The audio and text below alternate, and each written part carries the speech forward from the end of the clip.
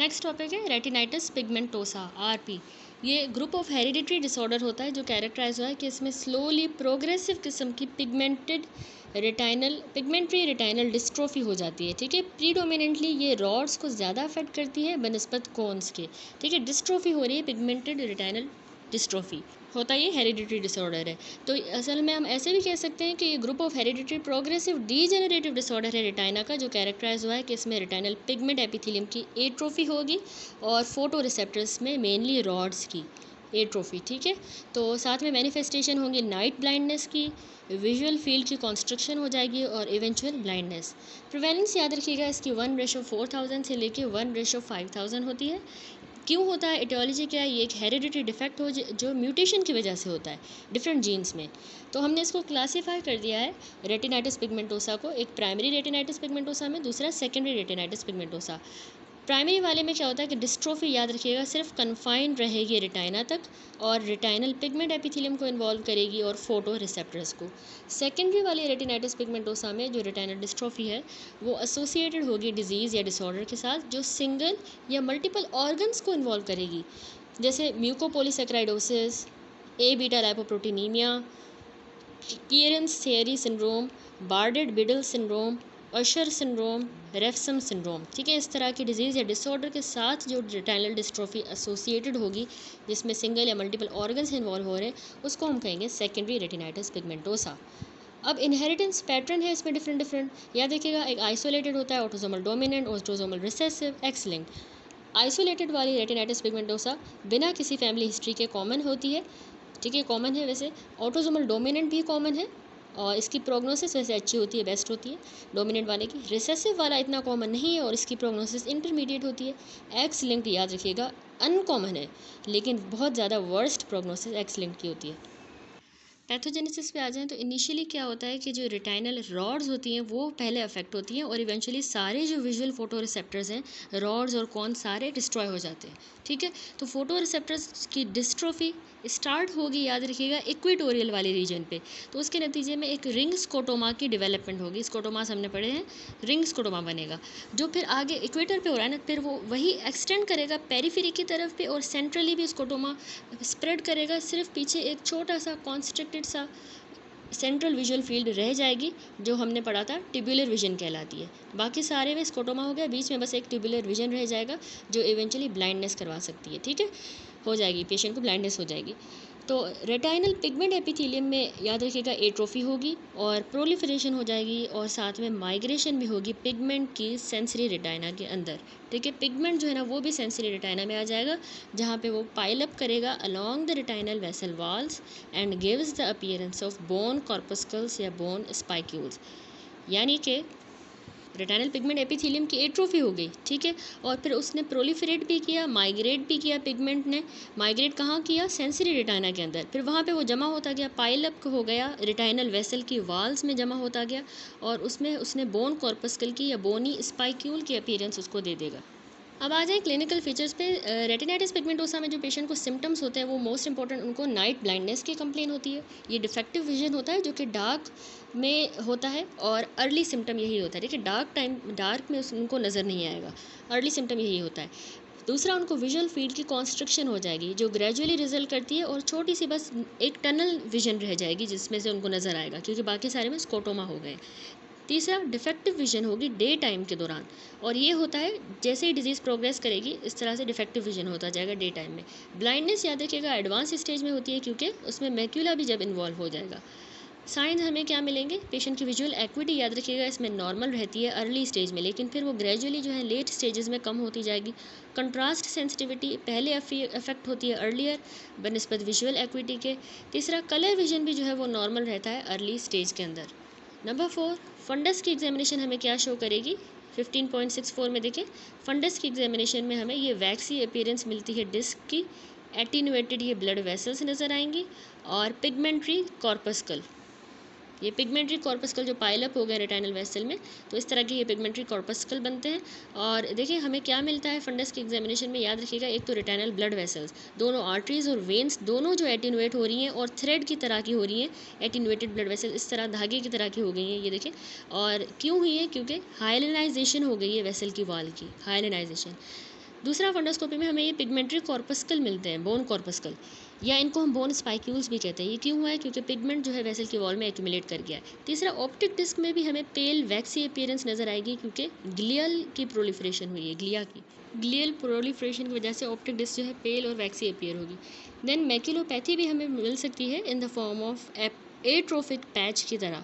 Cellophane मैक्यूलोपैथी इसको कहेंगे, pre macular membrane formation के साथ ये भी मिल सकती है, या एट्रोफिक पैच मिल सकता है, या इवन सिस्टोइड मैक्यूलर इडिमा CME जो डिस्कस किया वो भी हमें मैक्यूलोपैथी की तरह मिल सकता है। ठीक हो गया।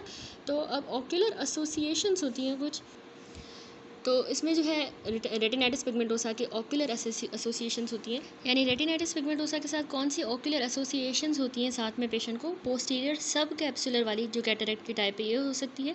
ये सारी फॉर्म्स ऑफ रेटिनाइटिस पिगमेंटोसा में याद रखिएगा कॉमन होता है। और ओपन एंगल ग्लोकोमा भी हो सकता है, या केरेटोकोनस, हाई मायोपिया, पोस्टीरियर विट्रस की डिटैचमेंट। डायग्नोसिस जो हम करते हैं रेटिनाइटिस पिगमेंटोसा की वो फंडस की फाइंडिंग्स पे बेस्ड है, जो सारी हमने पीछे डिस्कस की डिटेल में।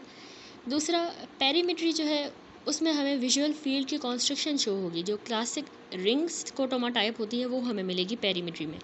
डार्क अडेप्टेशन का टाइम जो है पेशेंट का प्रोलॉन्ग हो जाएगा, इससे भी डायग्नोस होता है। इलेक्ट्रोरेटाइनोग्राम यानी ERG में हमें सब नॉर्मल मिलेगा, क्योंकि जो है फोटो रिसेप्टर्स का डिसफंक्शन हो गया, इसलिए ERG सब नॉर्मल होगा। जबकि इलेक्ट्रो ओक्यूलोग्राम EOG ये भी सब नॉर्मल रहेगा due to the photoreceptors and retinal pigment epithelial dysfunction. इसमें दोनों जो है डिसफंक्शन की वजह से ये भी सब नॉर्मल होगा। OCT यानी ऑप्टिकल कोहेरेंस टोमोग्राफी जब हम कराएंगे तो इससे हम मैक्यूलोपैथी को आइडेंटिफाई कर सकते हैं।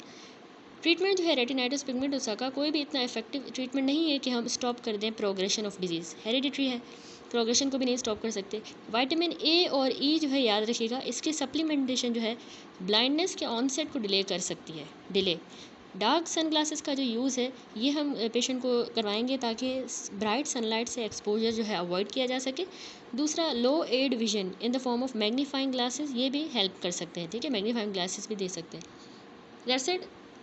नेक्स्ट टॉपिक है स्टार गार्ड डिजीज़। ठीक है, स्टार गार्ड डिजीज़ याद रखिएगा एक जेनेटिक आई की डिजीज़ है जो कि होती है जब लाइपोफ्यूजन जो है ना ये एक्यूमुलेट कर जाएगा रेटिनल पिगमेंट एपिथेलियम के अंदर इन द मैक्यूला।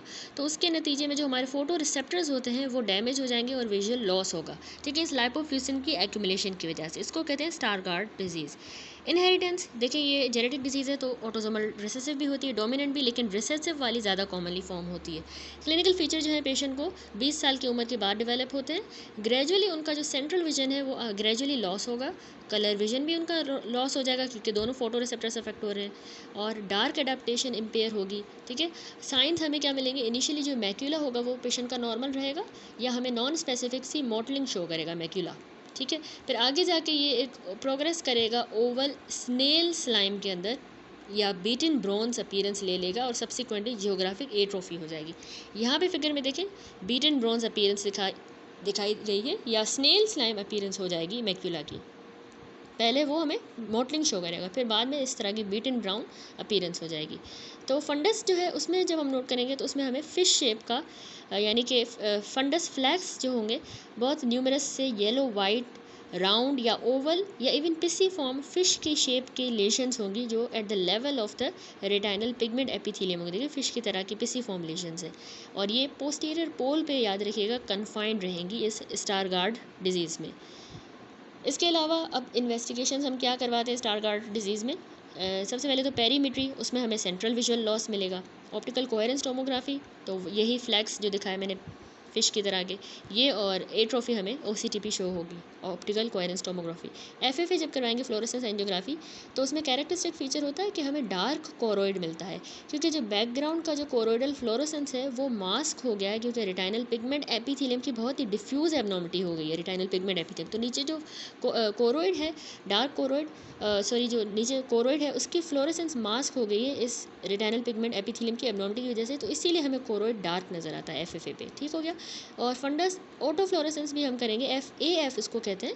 इसमें हमें कैरेक्टरिस्टिक अपीयरेंस मिलती है हाइपर ऑटोफ्लोरेसेंट फ्लैग्स की। ठीक है, वो फ्लैग्स हमें हाइपर ऑटोफ्लोरेसेंस मिलेंगे। ERG जब हम करेंगे इलेक्ट्रोरेटाइनोग्राम तो वो नॉर्मल मिलेगा, लेकिन इलेक्ट्रो ओक्यूलोग्राम जो है ये कॉमनली सब नॉर्मल रहेगा। ट्रीटमेंट है स्टारगार्ड डिजीज़ में बहुत इंपॉर्टेंट कि हम विटामिन ए की सप्लीमेंटेशन जो है वो अवॉइड करेंगे कि इसमें विटामिन ए नहीं देंगे, जो रेटिनाइटिस पिगमेंटोसा में दे रहे थे वैसे क्यों नहीं देंगे यहाँ पे, क्योंकि वो और ज़्यादा लाइपोफ्यूसिन की एक्यूमुलेशन को एसेलरेट कर देगा विटामिन ए, इसलिए वो नहीं देंगे, अवॉइड करेंगे। प्रोग्नोसिस यही है कि मैक्युलोपैथी की जो प्रोग्नोसिस है वो पुअर होती है वंस विजुअल एक्विटी अगर 6/12 से ज़्यादा कम हो गई, ड्रॉप कर गई 6/12 से, तो वो वर्सन हो जाएगी बहुत जल्दी, rapidly, before stabilising at about 6/60। ठीक है, जल्दी जल्दी और ज़्यादा रैपिडली वर्सन हो जाएगी बिफोर कि वो आके फिर 6/60 पे स्टेबलाइज कर जाएगी। That's it. अगला टॉपिक है बेस्ट विटिलिफॉर्म मैक्यूलर डिस्ट्रॉफी। ये बेस्ट विटेलिफॉर्म मैक्यूलर डिस्ट्रॉफी क्या होता है, डेफिनेशन है, ये दोनों साइड पे बायोलेटरली हेरिडिटरी ही रेटाइनल डिस्ट्रॉफी है जो इन्वॉल्व करेगी रेटाइनल पिगमेंट एपिथेलियम को और कॉज करवा देगी कैरेक्टरिस्टिक बायोलेटरली दोनों साइड पे येलो एग यॉक अपीयरेंस हो जाएगी मैक्यूला की। बहुत इंपॉर्टेंट है एग यॉक, तभी इसको विटेलिफॉर्म मैक्यूलर डिस्ट्रॉफी कह रहे हैं। ये ऑटोसोमल डोमिनेंट पैटर्न रखती है। सिम्टम इसमें वही विजुअल एक्विटी कम हो रही है, कॉन्ट्रास्ट सेंसिटिविटी, कलर विजन भी कम होता है और मेटामॉर्फोजिया यानी ऑब्जेक्ट्स डिस्टॉर्टेड नजर आएंगे। इसमें अब साइंस को जो है फंडस में जो हमें साइंस मिलेंगे उसको फॉलोइंग स्टेजेस में डिवाइड कर दिया गया है। पहला जो है इसमें प्री वाइटेलिफॉर्म स्टेज होता है, उसमें क्या होगा, बिल्कुल नॉर्मल ही विजन रहेगा। ठीक है, विजन भी बिल्कुल सही है, फंडस भी हमें नॉर्मल ही नज़र आएगा विथ सब नॉर्मल इलेक्ट्रोओक्यूलोग्राम थोड़ा बहुत हमें सब नॉर्मल मिलेगा। ठीक है, नॉर्मल से थोड़ा कम, बाकी विजन वगैरह सब फंडस नॉर्मल ही है। स्टेज 2 होता है अब वाइटेलिफॉर्म। अब यहाँ पे क्या होगा, वाइटेलिफॉर्म स्टेज पे राउंड सा sharply delineated classic egg yolk lesion बन जाएगी मैक्यूला में स्टेज 2 पे। तो इसमें अब माइल्ड या फिर इवन नॉर्मल विजन भी हो सकता है या इवन माइल्ड विजन लॉस हो सकता है स्टेज 2 पे।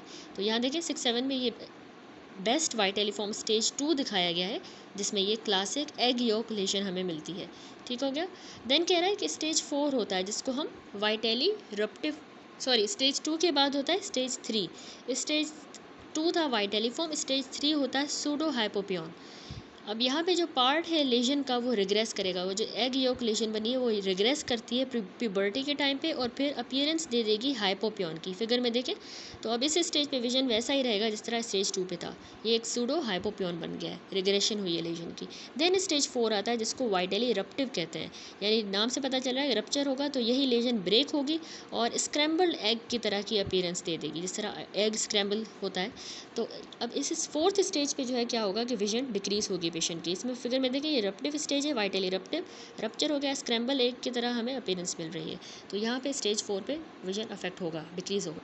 देन होता है स्टेज 5 जिसको एट्रोफिक कहते हैं। यहाँ पे कैरेक्टराइज हुआ है कि सेंट्रल रेटाइनल पिगमेंट एपिथेलियम की और रेटाइनल एट्रोफी हो जाएगी, विजन बिल्कुल ग्रॉसली रिड्यूस हो जाएगा। ठीक है, ये देखिए एट्रोफिक लेशन दिखाई गई है, ये स्टेज 5 होता है। यहाँ पे बिल्कुल ग्रॉसली विजन पेशेंट का रिड्यूस हो जाएगा। ठीक है, तो कॉम्प्लिकेशंस क्या होती हैं इसमें बेस्ट वाइटेलिफॉर्म मैक्यूलर डिस्ट्रॉफी की कि ये CNV करवा सकती है, यानी कोरोइडल नियोवास्कुलराइजेशन 20% ऑफ द पेशेंट में होती है। डायग्नोस हम कैसे करते हैं बेस्ट वाइटेलिफॉर्म डिजीज़ को, एक तो इलेक्ट्रोरेटाइनोग्राम कम्प्लीटली बिल्कुल नॉर्मल होता है, लेकिन इलेक्ट्रोओक्यूलोग्राम यूनिवर्सली ये एबनॉर्मल मिलेगा हमें। OCT जब हम करेंगे ऑप्टिकल कोहेरेंस टोमोग्राफी तो उसमें हमें मटीरियल मिलेगा beneath, above and with in the retinal pigment epithelium, उसके अंदर, उसके नीचे और उसके ऊपर रेटाइनल पिगमेंट एपिथेलियम के हमें मटेरियल मिलेगा OCT पे। फंडस फ्लोरेसेंस एंजियोग्राफी पे हमें येलो सा मटेरियल अपीयर होगा, ठीक है, जो इंटेंसली हाइपर ऑटोफ्लोरेसेंट होगा, बहुत ज़्यादा हाइपर ऑटोफ्लोरेसेंट। एट्रोफिक वाला जो स्टेज था 5th स्टेज, उसमें हाइपो ऑटोफ्लोरेसेंट एरिया होगा, वैसे तो हाइपर है लेकिन एट्रोफिक पे हाइपो हो जाएगा। और फंडस एंजियोग्राफी जो है उस पर हमें हाइपोफ्लोरेसेंस मिलती है क्योंकि मास्किंग इफेक्ट की वजह से। ठीक है, हाइपोफ्लोरेसेंस मास्किंग इफेक्ट की वजह से हमें मिलेगी। तो अब क्या ट्रीटमेंट है बेस्ट वाइटेलिफॉर्म डिजीज़ का, कोई भी मेडिकल या सर्जिकल मैनेजमेंट नहीं है स्टारगार्ड डिजीज़ की, यहाँ पे मिस्टेक है, स्टारगार्ड नहीं, वाइटेलिफॉर्म डिजीज़ की कोई भी मेडिकल या सर्जिकल ट्रीटमेंट नहीं है। एंटीवास्कुलर एंडोथेलियल ग्रोथ फैक्टर जो है हम इंडिकेट कर रहे हैं क्योंकि आगे जाके हमने कहा कि इसमें कोरोइडल नियोवास्कुलराइजेशन की कॉम्प्लिकेशन हो रही है, तो anti-VEGF देने से ये सही हो सकती है। नेक्स्ट टॉपिक है हमारा कोन डिस्ट्रोफी। डेफिनेशन क्या है, ये असल में इनहेरिटेड सा ही ओक्यूलर डिसऑर्डर होता है जो कैरेक्टराइज हुआ है कि इसमें जो कॉन्स होती हैं हमारी आई में उनका लॉस हो जाएगा, तो उसके नतीजे में प्रोग्रेसिव विजुअल लॉस हो जाएगा। ठीक है, विजन पेशेंट की लॉस हो जाएगी क्योंकि कॉन लॉस हो रहा है ये inherited disorder cone dystrophy. Inheritance ज़्यादातर ये स्पोरेडिकली होता है, आपने याद रखना है, और इसकी इनहेरिटेड फॉर्म्स में ऑटोसोमल डोमिनेंट और एक्स लिंक्ड आ जाती हैं। क्लिनिकल फीचर्स जो है ना, पेशेंट के जो सिम्टम्स होंगे, तो एक्स लिंक्ड भी होती है, ऑटोसोमल डोमिनेंट कॉर्न डिस्ट्रोफी भी होती है। क्लिनिकल फीचर्स में पेशेंट के जो सिम्टम्स हैं, ये ज़्यादातर इसका ऑनसेट कॉर्न डिस्ट्रोफी का अर्ली चाइल्डहुड के दौरान ही हो जाता है। ग्रेजुअली दोनों साइड का बायोलेटरली इम्पेयरमेंट हो जाएगी सेंट्रल विजन की, और कलर विजन भी याद रखिएगा इसमें इम्पेयर हो रहा है।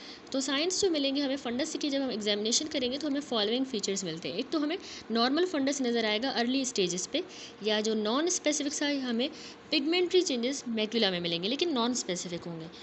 गोल्डन शीन जो है वो एक्स लिंक्ड डिजीज़ जो होंगी उनमें हमें गोल्डन शीन मिलेगा। ऑटोसोमल डोमिनेंट होती है, एक्स लिंक्ड भी होती है ना, एक्स लिंक्ड वाली में गोल्डन शीन, ठीक है, फंडस की एग्जामिनेशन में।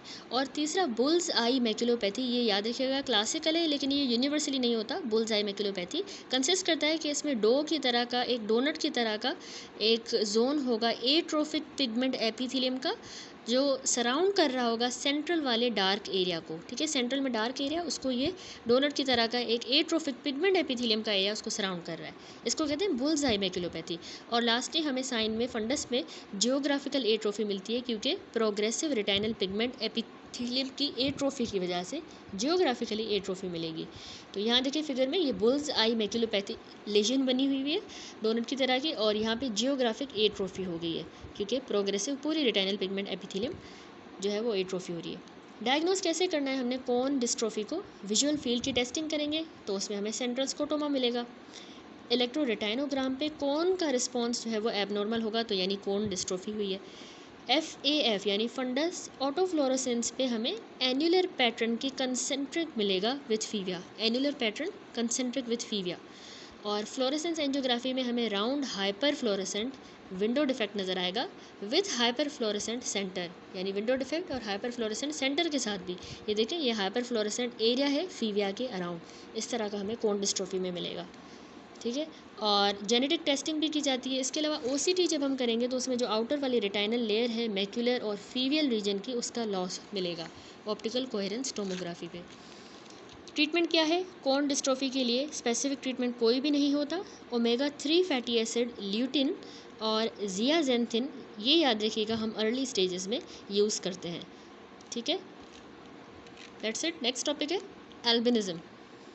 एल्बिनिज्म की डेफिनेशन है कि ये कंजेनाइटल कंडीशन है जो कैरेक्टराइज हुई है, जिसमें पार्शियल या कंप्लीट एब्सेंस होता है मेलानिन पिगमेंट का स्किन के अंदर, हेयर और आइज़ में, ठीक है।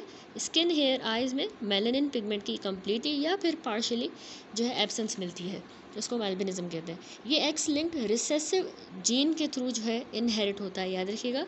क्यों होता है? क्योंकि इसमें जो टायरोसिनेज एंजाइम होता है उसका एब्सेंस होगी या उसका डिफेक्ट होगा, जो कि कॉपर कंटेनिंग एंजाइम है, और यही सिंथेसाइज करता है मेलानिन को अमाइनो एसिड टायरोसिन से, ठीक है। तो इसमें एंजाइम में डिफेक्ट है। टाइप्स होती हैं, एक ओक्यूलर एल्बिनिज्म होता है, दूसरा ओक्यूलोकुटेनियस एल्बिनिज्म। ऑक्यूलर वाले एल्बिनिज्म में पिगमेंट डेफिशिएंसी सिर्फ आई में होगी अलोन, ठीक है। तो उसमें इनहेरिटेंस ये भी एक्स लिंक्ड रिसेसिव है। 10% एल्बिनिज्म ऑक्यूलर होता है। ये जो वेरिएंट है, ये इन्वॉल्वमेंट इसमें प्रीडोमिनेटली ऑक्यूलर की होगी। साथ में नॉर्मल स्किन और हेयर बिल्कुल नॉर्मल होंगे, सिर्फ ऑक्यूलर हो रहा है। और फीमेल कैरियर्स वैसे एसिम्टोमेटिक रहेंगे, वो सिम्टम्स शो नहीं करेंगी आइज़ में।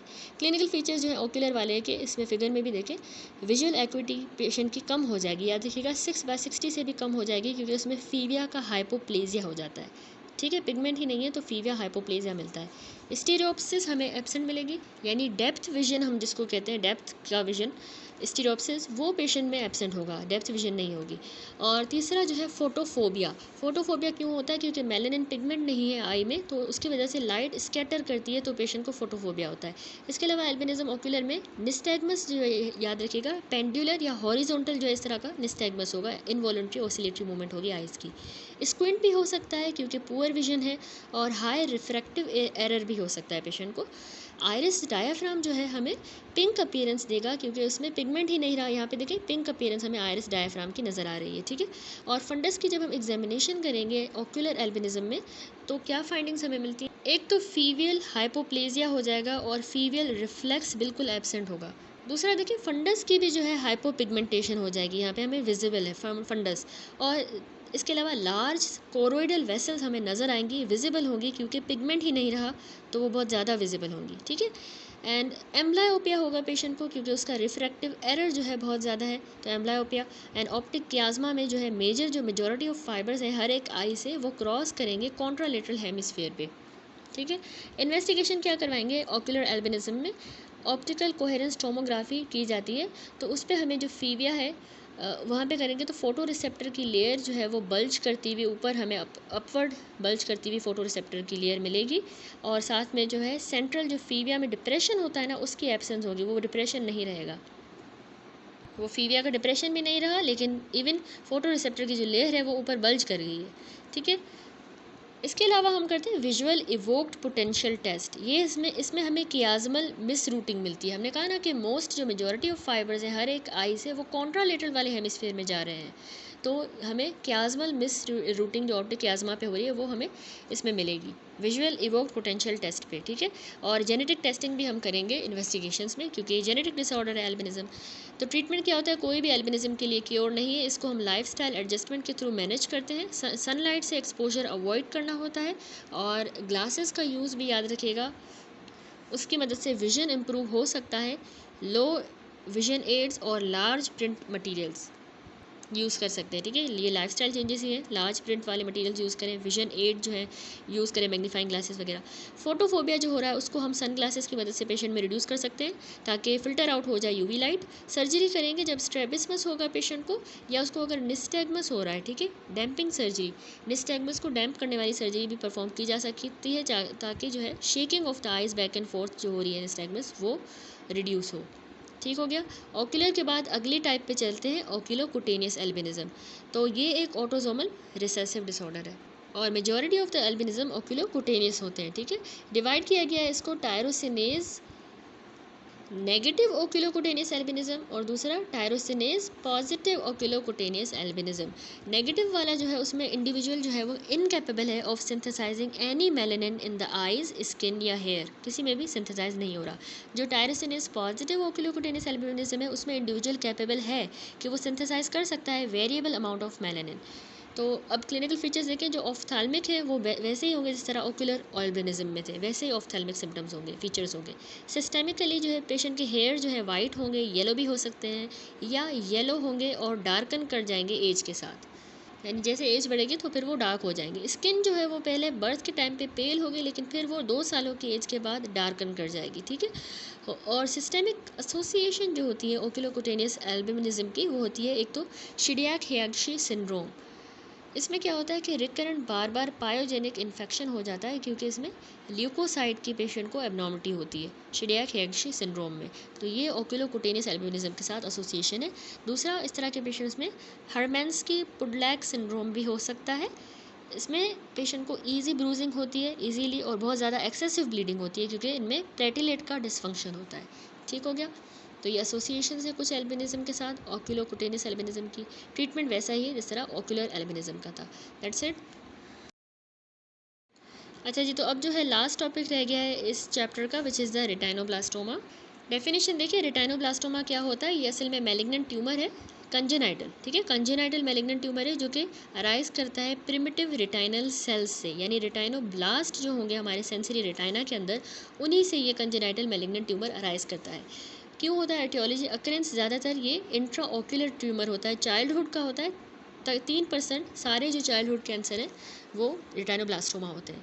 इसका इंसिडेंस 1:1,70,000 या 1:20,000 लाइव बर्थ में होता है। एज ज़्यादातर ये 3 साल की उम्र में प्रेजेंट करता है रेटाइनोब्लास्टोमा, और 3 साल की उम्र के बाद बहुत ही रेयर है। सेक्स में इसमें कोई भी डिफरेंस नहीं है, दोनों सेक्सेस में होता है। इनहेरिटेंस देखिए, रेटाइनोब्लास्टोमा में जो प्री डिस्पोजिंग जीन होता है, हमने पढ़ा हुआ है कि वो क्रोमोसोम नंबर 13q14 पे होता है, ठीक है। ये हेरिटेबल भी हो सकता है, नॉन हेरिटेबल भी हो सकता है।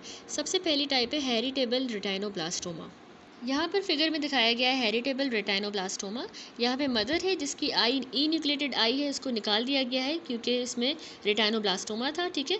जबकि यहाँ पे जो है उसका चाइल्ड है जिसमें राइट आई में रेटाइनोब्लास्टोमा हो गया है, ठीक है। अभी इसकी ई न्यूक्लिएशन नहीं की गई, इसकी राइट आई में हो गया है, तो हेरिटेबल है, इससे पता चल रहा है।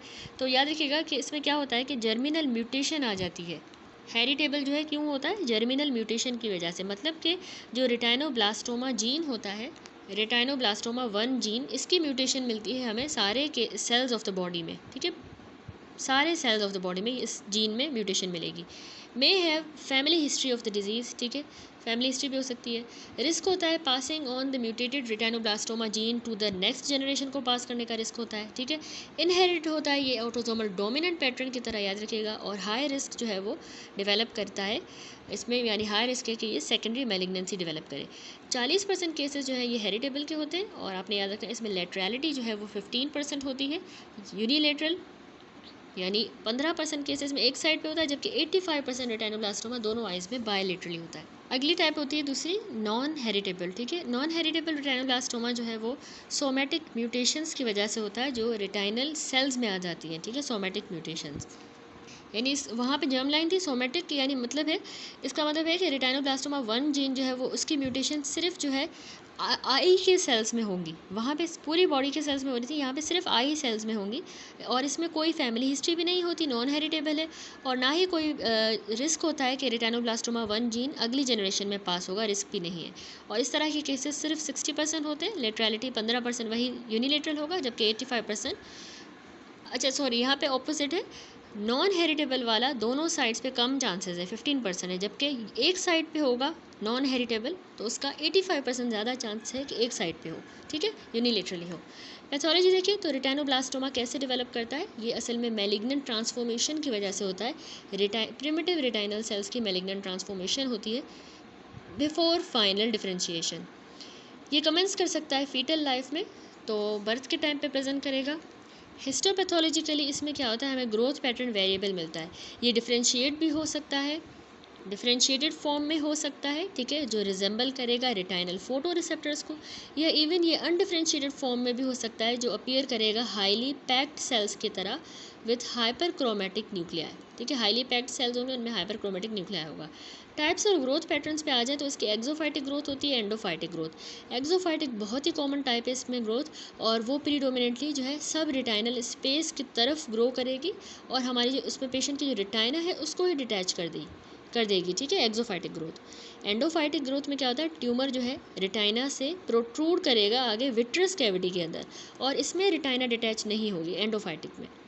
स्प्रेड और मेटास्टेसिस की बात करें तो कॉमनेस्ट जो रूट जिससे रेटाइनोब्लास्टोमा स्प्रेड करता है फ्रॉम द ग्लोब, वो होता है कि ऑप्टिक नर्व के थ्रू ये स्प्रेड करेगा। मेटास्टेसिस मोस्ट फ्रीक्वेंट बोन्स के अंदर होती है, ठीक है। क्लिनिकल फीचर्स क्या होते हैं, क्लिनिकल पिक्चर जो है रेटाइनोब्लास्टोमा की वो डिवाइड की गई है 4 स्टेजेस के अंदर, बहुत इंपॉर्टेंट है कि सबसे पहला होता है क्विएसेंट स्टेज। ये याद रखिएगा 6 महीनों से लेकर 1 साल की उम्र तक क्विएसेंट स्टेज रहता है पेशेंट में, ठीक है। और चाइल्ड जो है उसको फॉलोइंग प्रेजेंटिंग फीचर हो सकते हैं। एक तो उसको ल्यूकोकोरिया होगा, ठीक है, क्विएसेंट स्टेज में। वाइट प्यूपिलरी रिफ्लेक्स बहुत ही कॉमन है, 60% प्रेजेंटेशन में हमें ल्यूकोकोरिया मिलता है। ये फिगर देखिए यहाँ पे दिखाया गया है, बच्चा है जिसको ल्यूकोकोरिया हो गया, ठीक है, वाइट प्यूपिलरी रिफ्लेक्स हो गया है। और इस फिगर में भी देखिए ये ल्यूकोकोरिया दिखाया गया है रेटाइनोब्लास्टोमा में। दूसरा क्या है कि क्विएसेंट स्टेज में स्क्विंट यूजुअली याद रखिएगा कन्वर्जेंट रहेगा, सेकंड मोस्ट कॉमन प्रेजेंटेशन, यानी 20% जो है बच्चे को स्क्विंट होगा, 60% ल्यूकोकोरिया, 20% स्क्विंट, कन्वर्जेंट टाइप वाला स्क्विंट। ये अगले चैप्टर्स में हम पढ़ेंगे, स्क्विंट की डिफरेंट टाइप्स होती हैं, तो कन्वर्जेंट स्क्विंट याद रखिएगा इसमें होगा। तीसरा उसका विजन भी डिक्रीज हो जाएगा।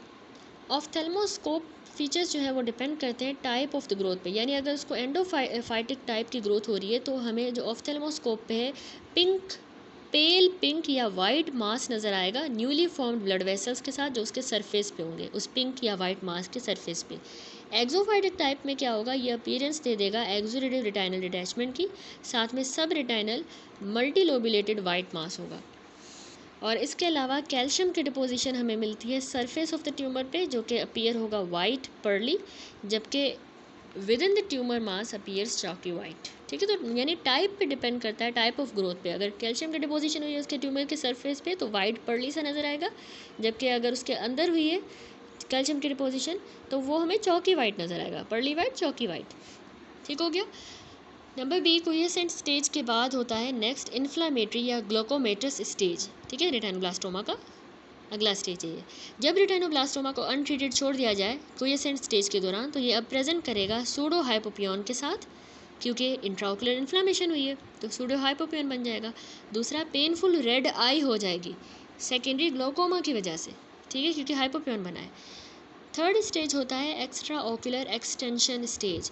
जब ट्यूमर बड़ा होगा, इनलार्ज करेगा, तो फिर वो एक्सटेंड करेगा आउटसाइड द आईबॉल, आईबॉल के बाहर एक्सटेंड करेगा हमारे जो एक्स्ट्रा ओकुलर मसल्स हैं वहाँ तक, ऑर्बिटल टिश्यूज़ में, और उसके नतीजे में बहुत ज़्यादा मार्क्ड प्रोप्टोसिस हो जाएगी, ठीक है।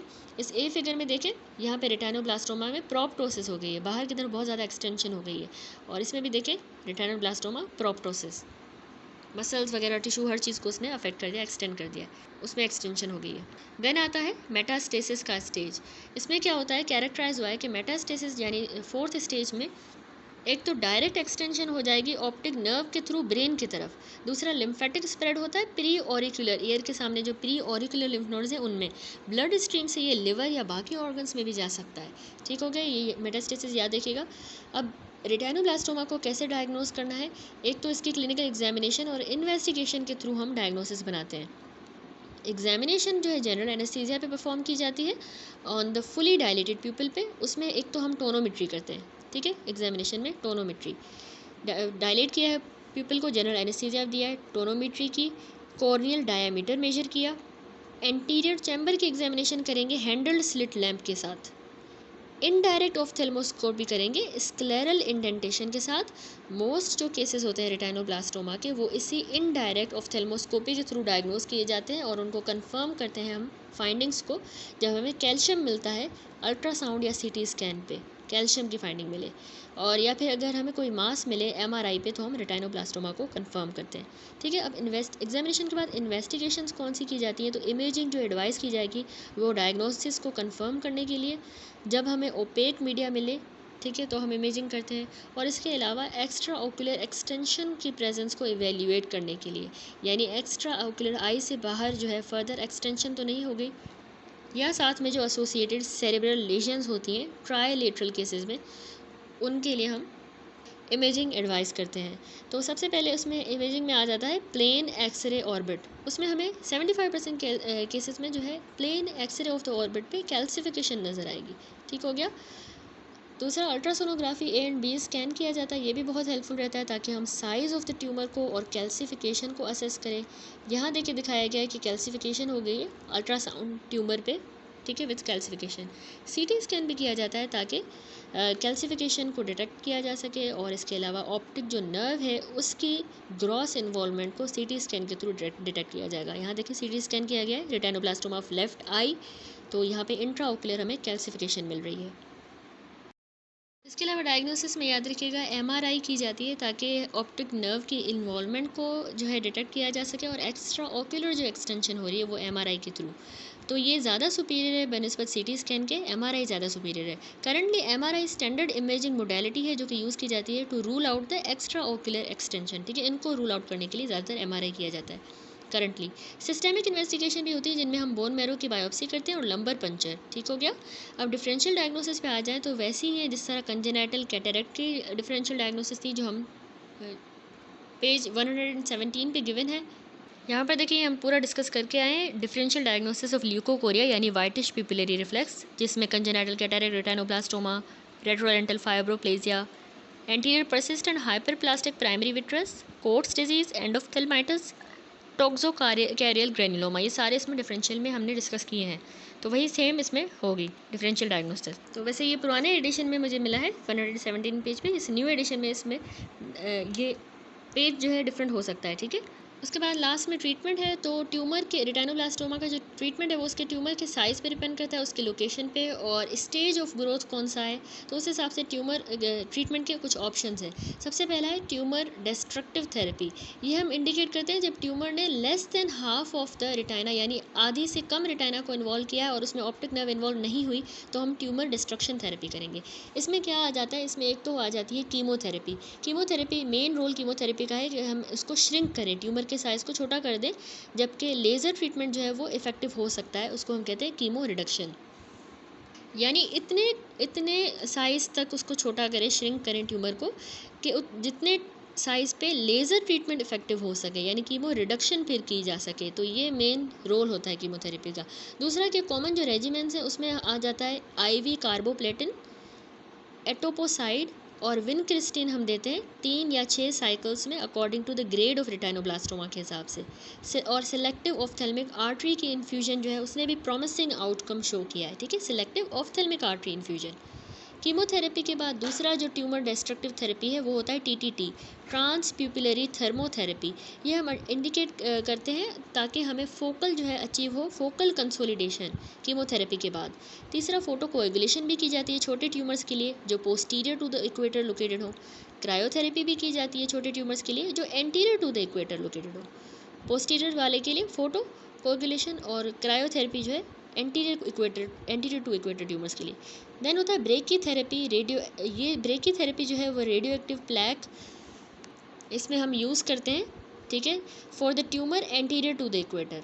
एंड एक्सटर्नल बीम रेडियोथेरेपी भी की जाती है, ये भी बहुत यूज़फुल है क्योंकि रेटाइनोब्लास्टोमा बहुत ही ज़्यादा हाईली रेडिएशन सेंसिटिव होता है, लेकिन हम ये अवॉइड करते हैं क्योंकि इसकी वजह से कुछ ऑक्यूलर कॉम्प्लिकेशंस भी हो सकती हैं। एक्सटर्नल बीम रेडियोथेरेपी, ठीक है। ट्यूमर डिस्ट्रक्टिव ट्रीटमेंट थेरेपी के बाद होता है दूसरा ट्रीटमेंट हमारा ई न्यूक्लिएशन।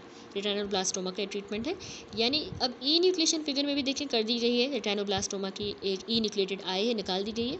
ये तब इंडिकेट करते हैं जब ट्यूमर ने more than half of the retina को अब इन्वॉल्व किया है तो ई न्यूक्लिएशन करेंगे। अगर उसमें इसके अलावा ऑप्टिक नर्व भी इन्वॉल्व हो गई है या ग्लोकोमा प्रेजेंट है या इवन विट्रस में हेमरेज हो गई है तो हम ई न्यूक्लिएशन करते हैं। प्रोग्नोसिस क्या होती है? रेटाइनोब्लास्टोमा जो है ना अर्ली प्रेजेंटेशन में जो चाइल्ड को रेटाइनोब्लास्टोमा है उसकी अच्छी प्रोग्नोसिस होती है, याद रखिएगा, गुड प्रोग्नोसिस के साथ। लेट जो प्रेजेंटेशन होती है वो पुअर प्रोग्नोसिस के साथ एसोसिएटेड होती हैं। डेवलप्ड वर्ल्ड में रेटाइनोब्लास्टोमा में one of the best cure rate होता है ऑफ ऑल चाइल्डहुड कैंसर, यानी 95 to 98%।